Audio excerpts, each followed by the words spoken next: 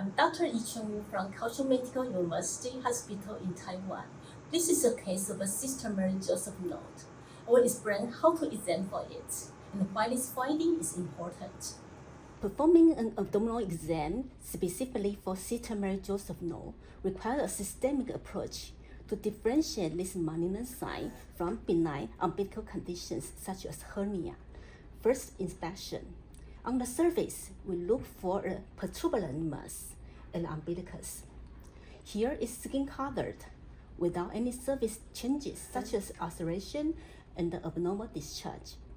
For the contour, the nodule is discrete, not causing an irregular distortion of the umbilical ring.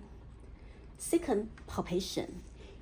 Use a finger to assess the firmness and the fixation. Malignancy is typically hard and affects to the underlying fascia.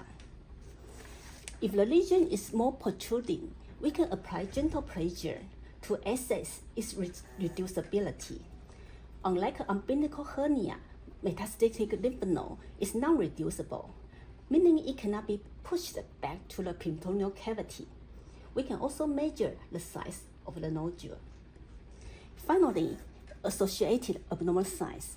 Since a cyst Marie-Joseph node is a sign of advanced intra-abdominal malignancy, often metastasis from gastric or ovarian origin, we must perform a comprehensive scan, including palpation of the organ, checking for hepatomegaly or irregular liver edges, performing shifting downwards to assess the presence of ascites, suggestive of peritoneal carcinomatosis, and the lymphadenopathy of the whole body, axillary area, and the inguinal area.